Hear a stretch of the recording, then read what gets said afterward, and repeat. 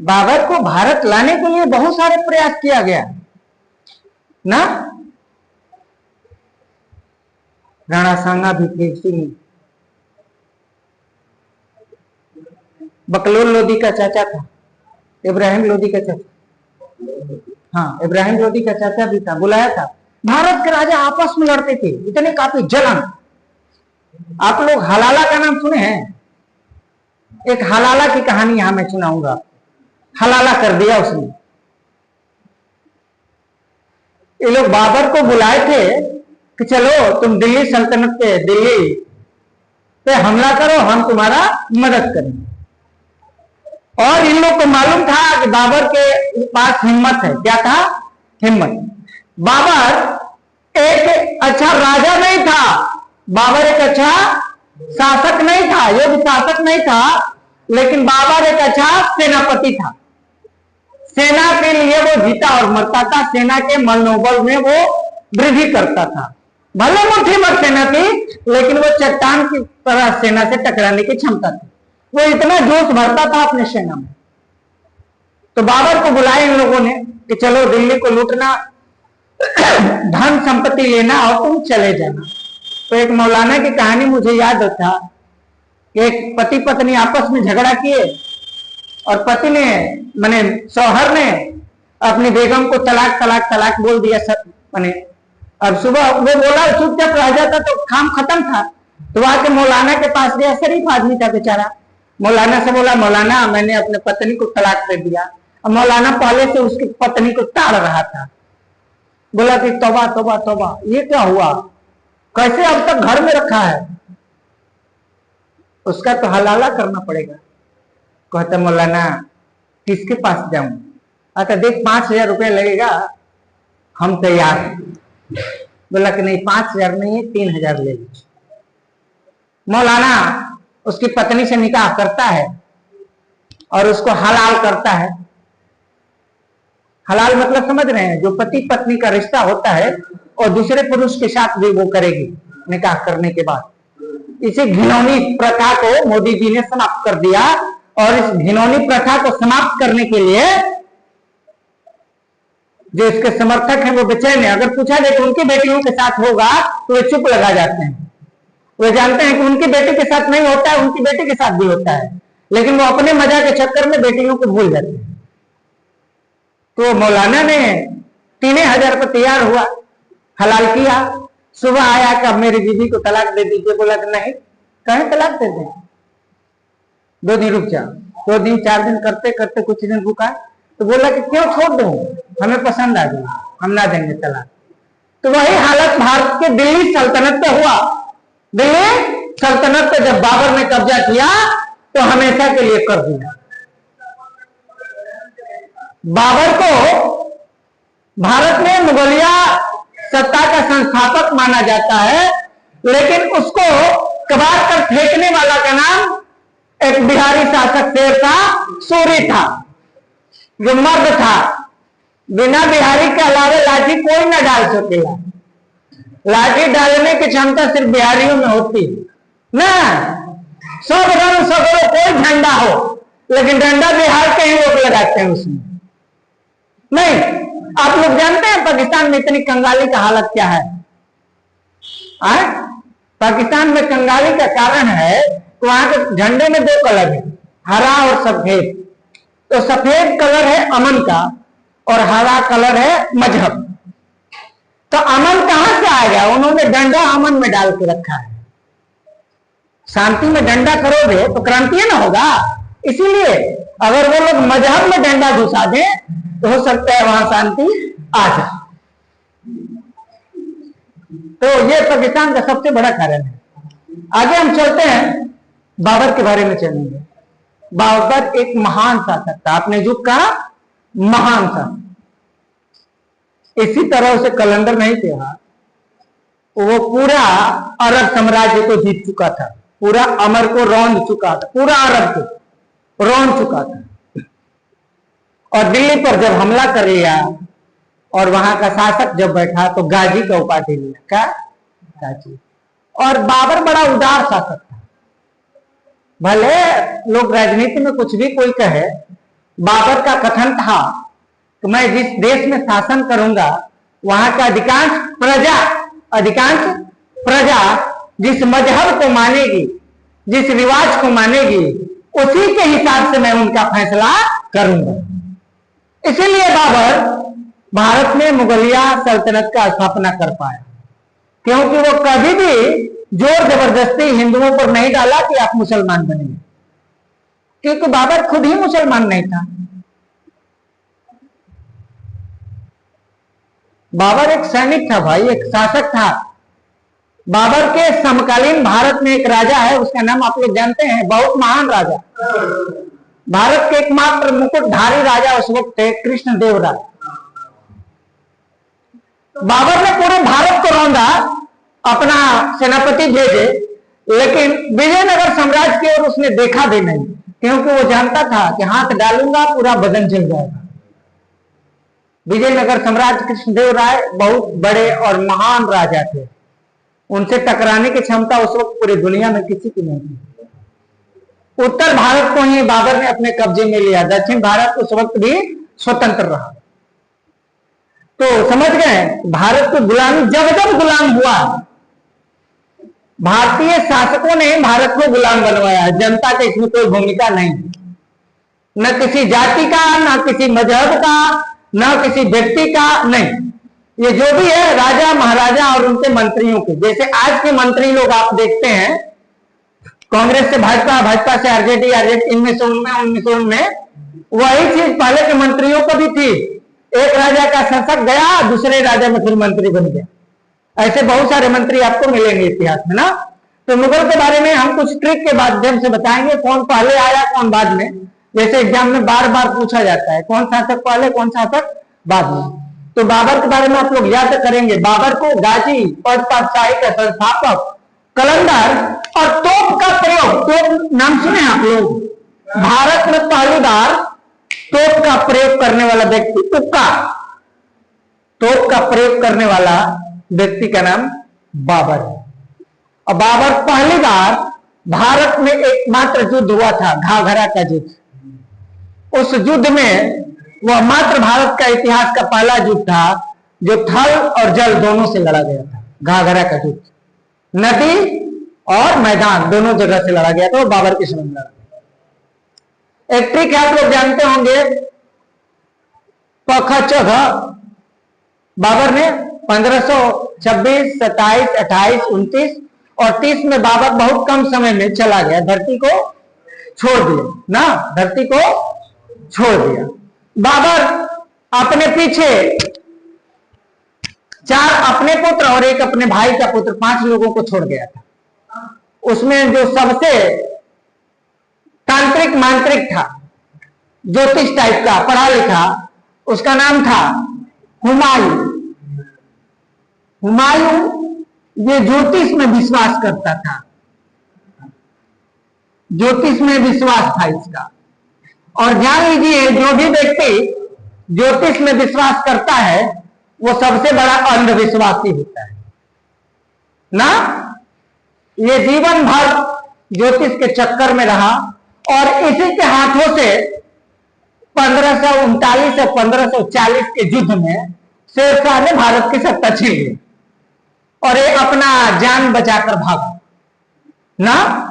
और बहुत दिनों तक भागा, 3-4 सालों तक, 1539-40 से लेकर 45 तक भागा था, समझ लीजिए। उतने दिनों के बीच में इसकी बेगम भारत के राजस्थान में एक राजा के महल में थी, उसे एक बेटा हुआ जिसका नाम अकबर पड़ा। हुमायूं था नहीं, लेकिन उसका बेटा हुआ, उसका नाम अकबर पड़ा। कहा जाता है कि उसके पास कुछ नहीं था तो उसने कस्तूरी बांटा। ये सब बनावट की कहानियां हैं। भारत में घुसने की हिम्मत ही नहीं थी उसकी, क्योंकि शेरशाह इसीलिए नहीं था, उसने शेर को 2 टुकड़े में विभाजित किया, तब उसे शेरशाह कहा गया, क्योंकि उसका पहला नाम फरीद खां था, बिहारी था ना। कलेजा में आग रखा था, होठों पे मुस्कान, यही पहचान है बिहारियों की। लगभग उम्र के मामले में बाबर और शेरशाह बराबर था। शेरशाह हमने पढ़ा है इतिहासकारों के इतिहास में, शेरशाह बाबर के सेना में भी कुछ दिन था, तो सेना में नौकरी करने कम गया था, जासूसी कर रहा था कि इसकी क्षमता कितनी है। तो शेरशाह के बारे में हम जरूर पढ़ेंगे, पहले इनके बारे में निपट लेते हैं ना। तो हुमायूं ज्योतिष में विश्वास करता था, और ये जब शेरशाह मरा, शेरशाह मरा कब मरा? कालिंजर के युद्ध में मरा। और भाई देखिए, आज भी जो आप लोग पढ़ते हैं कि ड्रम में कस देना, खाड़ी में काट के फेंक देना, ये लव वाले लोग जो होते हैं, उस वक्त भी लव था भाई। कालिंजर की जो रानी थी बड़ा रूपवती थी, और वो दिल को छू गई थी, शेरशाह के दिल को छू गई थी। शेरशाह ने उसके चक्कर में खुद ही तोप चलाना शुरू किया। और देखिए ईश्वर की लीला कि वो तोप जाता है, महल के किले से टकराता है, और उस दीवार से टकरा के आता है जहां शेरशाह खड़ा है, वहीं पर फट जाता है बारूद की ढेर। शेरशाह के जिस्म के चिथड़े हो जाते हैं, कुछ भी नहीं मिला के दफनाया जाए। ये जो भी हम मकाबरा देखते हैं, धूल डाल के मकाबरा बना दिया है, शेरशाह के शरीर का कोई हिस्सा नहीं मिला था। तो जान लीजिए, स्त्रियों की जो आ होती है, स्त्रियों की आ वो कहीं जाने वाली नहीं, वो जरूर पड़ेगा, और इसी जन्म में पड़ेगा। जो पुरुष किसी स्त्री का आ लेता है तो भोगेगा जरूर, गारंटी। हुमायूं जीवन भर गिरते पड़ते अंतिम में दिनपना भवन के सीढ़ियों से गिरकर मर गए। हुमायूं जीवन भर गिरते पड़ते दिनपना भवन के सीढ़ियों से गिरकर मर गए ना। और सबसे पढ़ा लिखा था। हाँ, हुमायूं, कामरान, अकमल, अस्करी और हिंदाले 5 थे। बाबर ने अपना साम्राज्य इन 5 में छोड़ा था और बोला था चल भाई बराबर बांट लेना, लेकिन यह मूर्ख समझा नहीं कि सारे भाई आपस में मिलकर बांट के शासन करना, एक होकर। लेकिन ये मूर्ख सारा राज्य बांट दिया और स्वतंत्र कर दिया, और शेरशाह शुरू में इसी का फायदा उठाया। अरे लठ के बंडल को कोई नहीं तोड़ सकता, अकेला लठ तो कोई तोड़ देगा। शेरशाह ने बहुत भरपूर इनको हो रहा की तरह भूंजे, जान बचाते बचाते गंगा में कूद के भागा। आप लोग नाम सुने होंगे, एक दिन का राजा, एक बक्सर का मल्लाह था, निजाम भिस्ती नाम था। वो हुमायूं ने उसे अपना जो वचन दिया था गंगा पार कराने के बदले में, उसे एक दिन का दिल्ली का शासक बनाया था।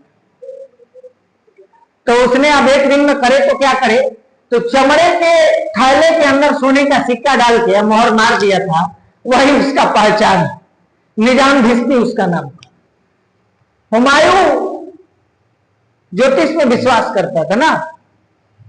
हुमायूं के पत्नी से एक लड़के का जन्म हुआ जिसका नाम अकबर था। अकबर निरक्षर था, एकदम पढ़ा लिखा नहीं था, निरक्षर, और बहुत माउट टाइप का था। ये बहुत माउट टाइप का शासक था हुमायूं ना, मगड़ा टाइप का। आइए आप लोग, आइए आप लोग, बैठ जाइए, पीछे बैठिए आप लोग, बैठो जी, बैठो आप लोग, बैठ जाओ। कोई आगे आ जाओ, कोई पीछे बैठ जाओ, आगे भी बैठ सकते हो, पीछे बैठ। तो अकबर निरक्षर था, और अकबर का जो संरक्षक था उसका नाम था बैरम खान। क्या नाम था? तो संरक्षण मत समझ लीजिएगा, वो सिर्फ इसी का संरक्षण नहीं करता था, इसी का संरक्षण थोड़े ना करता था, इसकी अम्मी का भी संरक्षक था ना। तो बहुत दिन 6 वर्षों तक बैरम खां के अधीन इसने शासन किया, और उसके बाद जो 6 वर्ष था उसे पेटीकोट शासन कहा जाता है, क्योंकि अकबर के काल में इसके शासन में इसकी दादी और अम्मा का प्रभाव रहता था, दादी और अम्मा का प्रभाव था। तो स्त्रियां पेटीकोट पहनती है ना, इसीलिए इसके वो 6 वर्ष का जो काल है उसे पेटीकोट शासन कहा जाता है। क्या बोला जाता है? इसके बारे में बहुत बढ़ा चढ़ा के पढ़ाया जाता था, लेकिन ये पक्का अय्याश आदमी था, हाँ, न जाने कितने हिंदू बहू बेटियों के साथ इसने गलत किया था। और रात को ये चुपके से मीना बाजार लगवाता था और बुर्का पहन के लड़कियों स्त्रियों को देखने जाता था ये। और जो लड़की स्त्री अच्छी लगती थी उसे ये टंगवा लेता था और इसी को महान कहता है ना। मैंने बोला भारत क्यों गुलाम हुआ? क्योंकि मान सिंह ने गद्दारी किया। किसके साथ? राणा प्रताप के साथ। भारत गुलाम कब होगा? जब घर का भेदी लंका में। अकबर को कुछ दिनों के लिए गद्दी से हटाने वाला व्यक्ति का नाम आप लोग जानते हैं? हेमू अधिकारी। उत्तर भारत, दिल्ली का अंतिम हिंदू राजा। इसे लिखना हो लिख लेगा ना। उत्तर भारत यानी दिल्ली का, मेरा क्वेश्चन आप लोग जरा सुनिएगा और उसी हिसाब से लिखिएगा। नॉर्थ इंडिया का लास्ट हिंदू किंग, हिंदू राजा हर्षवर्धन था। कौन था? हर्षवर्धन था। और दिल्ली का अंतिम हिंदू राजा, दिल्ली का अंतिम हिंदू राजा हेमू अधिकारी था। कौन था? हेमू अधिकारी। समझ लीजिए उस युद्ध में हेमू जो युद्ध लड़ रहा था, गलती से एक तीर उसके आंख में लग गई और सेना में खलबली मच गई। नहीं तो हेमू ही इनका काम तमाम कर दिया होता। अकबर का काम तमाम हेमू ही कर दिया होता ना। वो भी बहुत अच्छा संगठन करने वाला था, लेकिन जब राजा को आंख में ही तीर लग जाए तो सेना में भगदड़ मच जाएगी ना। इसी के कारण हेमू की हार हो गई। अब संजोग कहा जाए कि उसके आंख में तीर लग गई। ये सब कायर हैं। बाबर के अलावा बाकी सब के सब कायर थे। आएंगे तो बस एक थोड़ा जान वाला शासक जो आएगा वो औरंगजेब आएगा। बाकी सब कायर है, माउस है। मौबरा इतना दिन भारत के शासन किया है। अरे जरा सा आप लोग इतिहास पढ़ते हैं तो 3, 4, 5 इतिहासकारों को पढ़िए। एक को पढ़ने से पता नहीं चलेगा, क्योंकि नेहरू की जो एक करीबी थी ना, वही भारत के इतिहास पर नजर रखती थी। लिख कर आए और उसके मतलब जो चाहती थी वही। अब समझ लीजिए कि अभी 30 बरस की नई धूल थी और बहुत इतिहासकार बन गई थी, बहुत बड़ी। उसका नाम है रोमिला थापर। भारतीय इतिहास को गलती सही लिखवाने में उसका बहुत बड़ा भूमिका थी। अब सही किया जा रहा है तो बेचैन है। अब चुप लगा गई, अब कुछ बोलती नहीं है, जानती है कि दाल गलने वाला नहीं है। और उसे भी एक कहावत है कि कुछ लोग गलत स्त्रियां जब बूढ़ी होती हैं तो बकरी चराती हैं। करे कि तो क्या करे, मोदी के राज में उसका चलने वाला है नहीं। क्योंकि थोड़ा सा भाई चस्का लगता, नेहरू को चस्का था। मोदी तो महबूबा को छोड़ा, ममता को छोड़ा और अंतिम में अपनी अर्धांगिनी को भी छोड़ा। माया, ममता, महबूबा, ये 3 थी भारतीय राजनीति में। मोदी के आने से पहले ये 3 थी, माया, ममता, महबूबा। और तीनों को मोदी ने करीब लाया और छोड़ दिया। आए अपनी अर्धांगिनी को तो पहले से ही छोड़ दिया। तब वहां तो कोई दाल गलने वाला है नहीं। तो इसीलिए भारतीय इतिहास को फिर से संजोया जा रहा है, पिरोया जा रहा है। बहुत सारी कहानियां आपके सामने आना बाकी है। तो अकबर कैसा था? निरक्षर था तो महान कैसे हो गया भैया? निरक्षर था तो महान कैसे हो गया?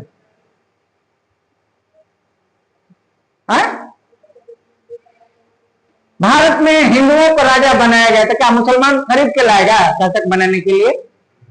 कहता है कि हिंदुओं को, अच्छा मुसलमान खरीद के लाएगा? अंग्रेज आया था तो वहां से सेना लेकर आया था, यहीं की सेना न थी।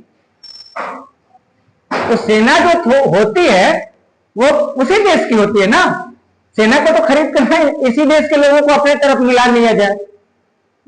इतिहास को इतिहास की तरफ पढ़िए और इतिहास से यही सीखिए, जो आज समस्याएं हैं इतिहास में देखिएगा तो समस्या का समाधान वही है। और इतिहास को समझना है तो चाणक्य को पढ़िए, मेगास्थनीज को पढ़िए, तब समझ में आएगा इतिहास ना।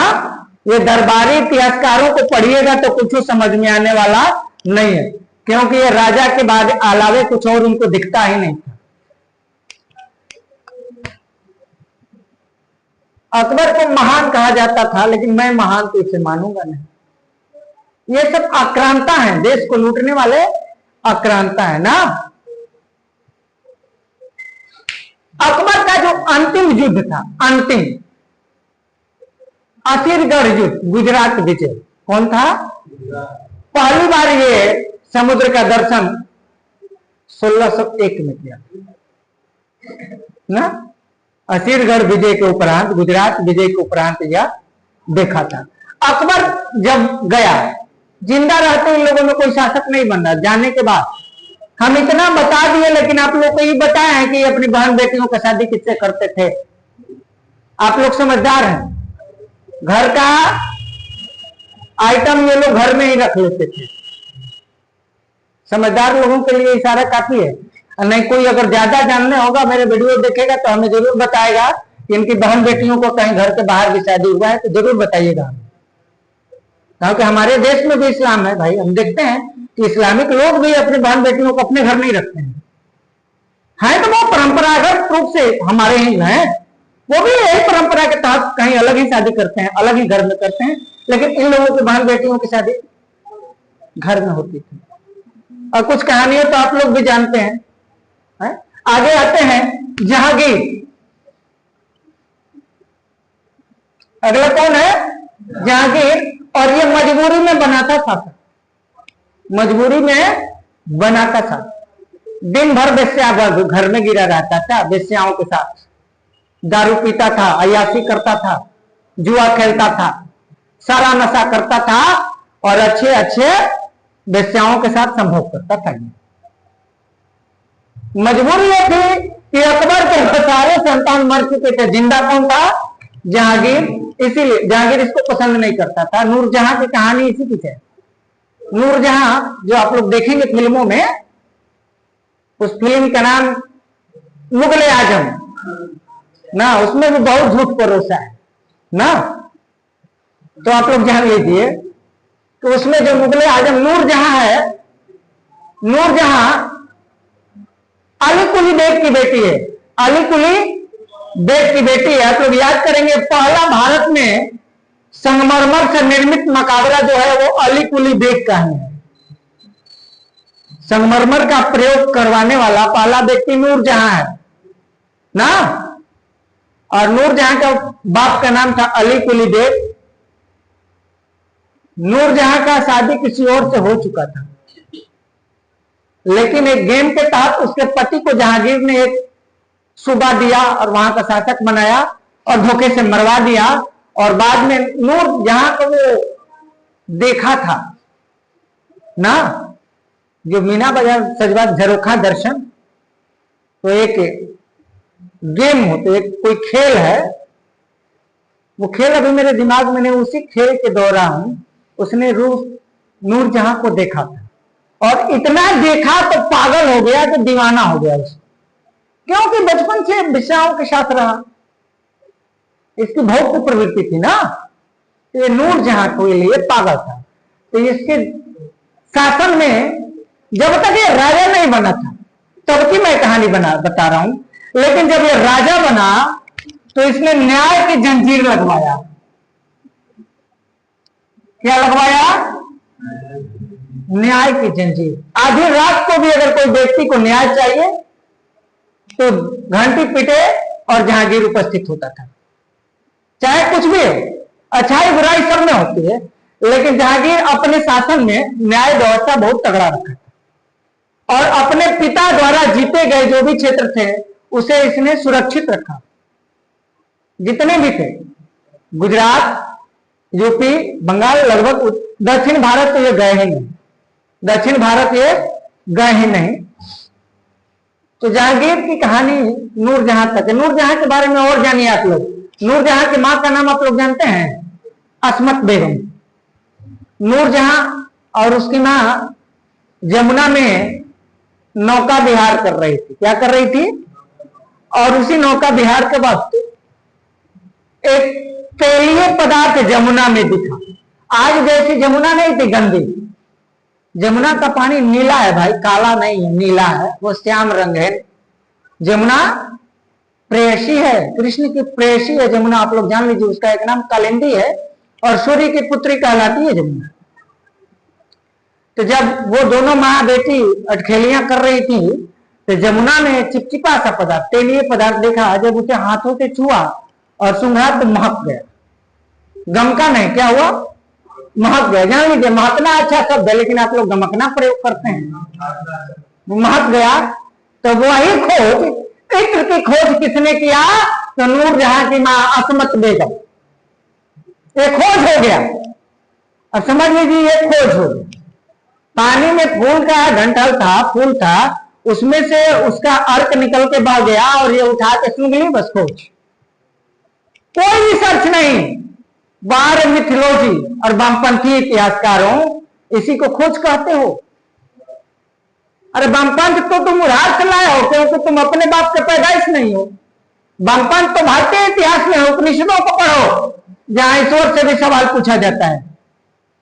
एक ही घर में दो बेटे रहते हैं, एक सोमवार को जल चढ़ा के आता है शिव को, दूसरा पारा मरवा के खाता है। पिता को दोनों स्वीकार है। सबसे बड़ा वामपंथ हम भारतीय होते हैं, सबको स्वीकार करते हैं। भारत से बड़ा कोई वामपंथी नहीं हो सकता है हम भारतीयों से। लेकिन ये अपने बाप को भी उधारी लाए, ये यूरोप के वामपंथी हो गए। ये मार्क्स को, लेनिन को मानते हैं, और अपने बाप को नहीं, असली बाप को नहीं, ये पैसे से बाप खरीद लाते हैं।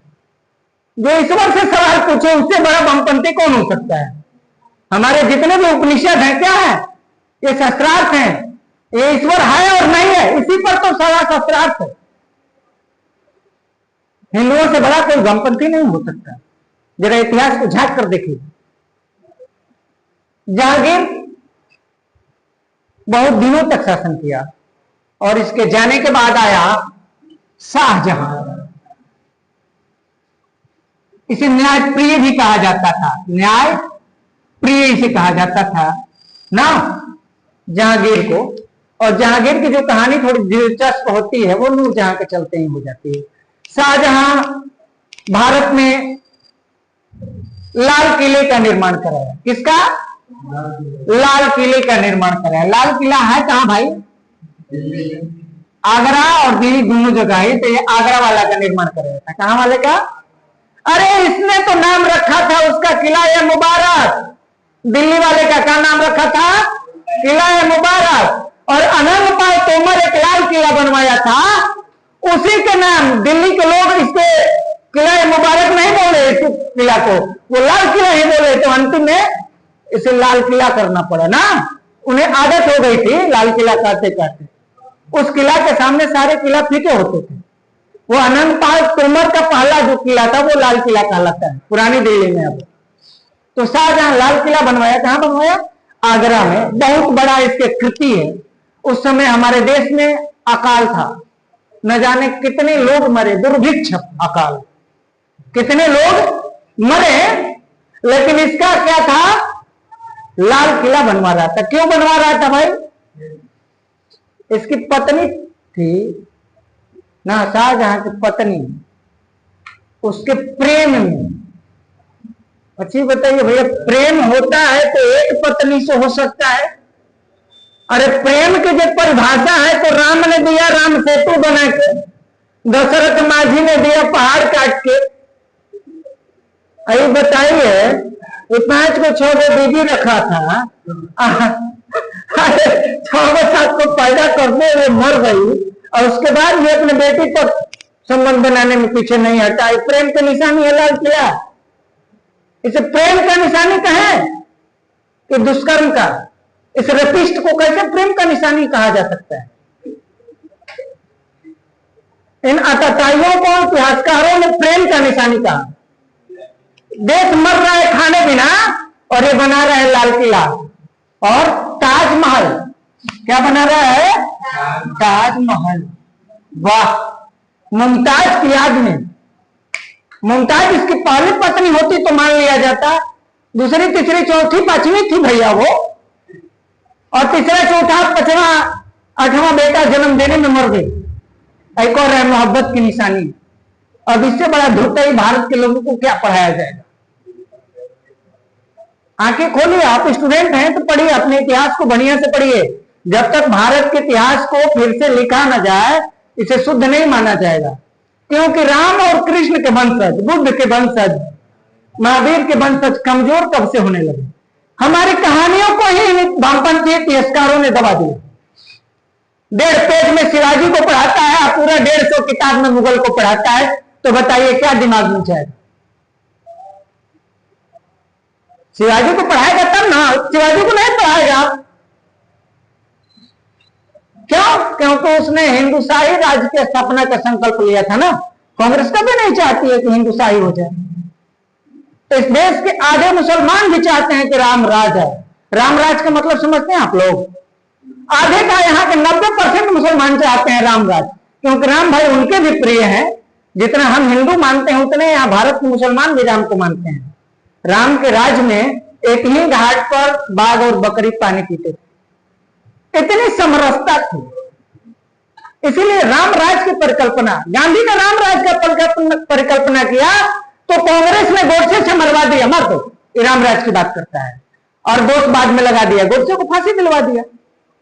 मरवाया तो ठोका कांग्रेस नहीं, गांधी को मरवाने वाला कांग्रेस था, क्योंकि उसे राम राज से जलन थी।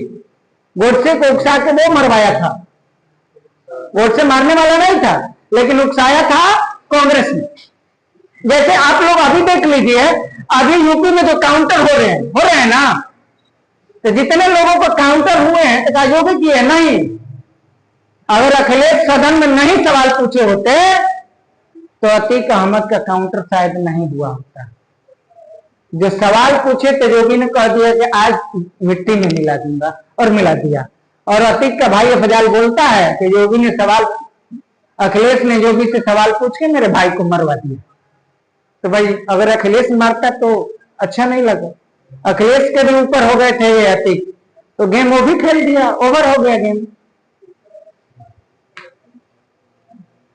तो शाहजहां, ताजमहल आप लोग समझे, ये कब बनाया गया था? जब देश में गरीबी, भूखमरी, उस वक्त ये लाल किला। इसमें कहा जाता था कि मजदूरों के हाथ कटवा लिए गए, सुने आप लोग? इससे क्रूर शासक दुनिया में, इससे बड़ी क्रूरता नहीं हो सकती। हमारे शासक जो है, हम भी पढ़ते हैं हर्षवर्धन को, अशोक को, चंद्रगुप्त को, कृष्णदेव राय को, शिवाजी को, जो अपने राज्य में कलाकारों को पुरस्कृत करते थे और उचित स्थान प्रदान करते थे। ये अच्छे लोगों के दुश्मन हैं, ये अच्छे लोगों के दुश्मन थे। इसके बाद आता है औरंगजेब। देखिए भाई, इसके बारे में मेरा एक अलग विचार है। औरंगजेब के बारे में सब लोगों के विचारों से मेरा विचार इसके बारे में थोड़ा अलग है। इसने कहा था दारुल हर्ब को दारुल इस्लाम में बदलना। दारुल हर्ब और दारुल इस्लाम, समझ लीजिए, एकमात्र ऐसा शासक था ये मुगलिया सल्तनत में कि एक ही पत्नी पर जीवन जी लिया, उसका नाम था रबिया दुर्रानी। इसने भी उसका मकाबरा बनाया है। ताजमहल का फोहर नकल उसे कहा जाता है, महाराष्ट्र के औरंगाबाद में। औरंगजेब का भी कब्र महाराष्ट्र के औरंगाबाद में ना। रबिया दुर्रानी का जो महल है उसे ताजमहल का फुहर नकल कहा जाता है। औरंगजेब एकमात्र शासक था जो टोपी सीता था और अपना जीवन उसी से चलाता था। वो जनता का खानी कौड़ी भी लेने से डरता था, पक्का मुसलमान था। वो सत्य को सत्य मानता था। मंदिर हो या मस्जिद हो, सब जगह जाके पूछता था कि खुदा है। जहां आवाज आती वो बचता, नहीं आती वो टूट जाता। थोड़ा सा इसे अंधविश्वासी कहा जाएगा और कुछ नहीं। क्यों? मानता हो कि हिंदुओं के मंदिरों को इसने नष्ट कराया है, फरमान जारी किया, तो भाई उस वक्त वैसा स्थिति था, अंधविश्वास भी था देश में। मंदिर में कोई नहीं जाता है, पुजारी रात में माल गायब करके सुबह कहता है कि चोरी हो गया। अब बताइए तो ये कहां तक माना जाए? अब कैसे पता लगे? उस समय सीसीटीवी था, मंदिर में गंदे काम होते हैं, कैसे? ईश्वर है भाई, ईश्वर के घर में ये क्यों होगा? तो उसका दोषी कौन था? उस मंदिर का रखवाला था, और उस रखवाले के दोष में औरंगजेब ने गलती किया कि मंदिर को तोड़वाया।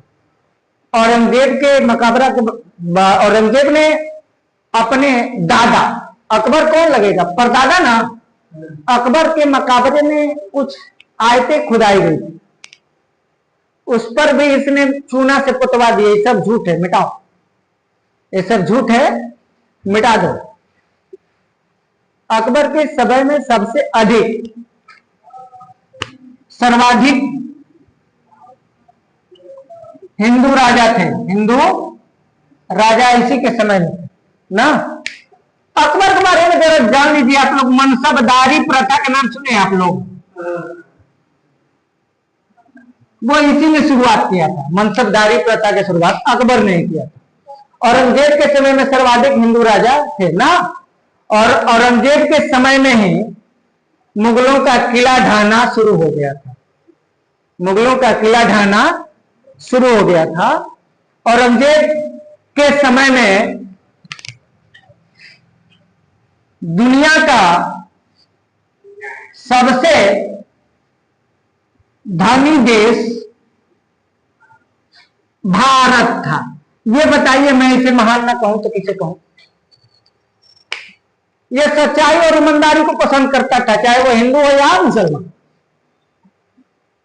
मुसलमान मतलब दूसरे की चीज से दूर रहे, हराम की चीजों से दूर रहने वाला ही मुसलमान है। आज तो हम देख रहे हैं कि 100 रुपया गिरते तो नमाज पढ़ने जाएगा, पाइप से दबा देगा। कहां गिरा है बताइए ना?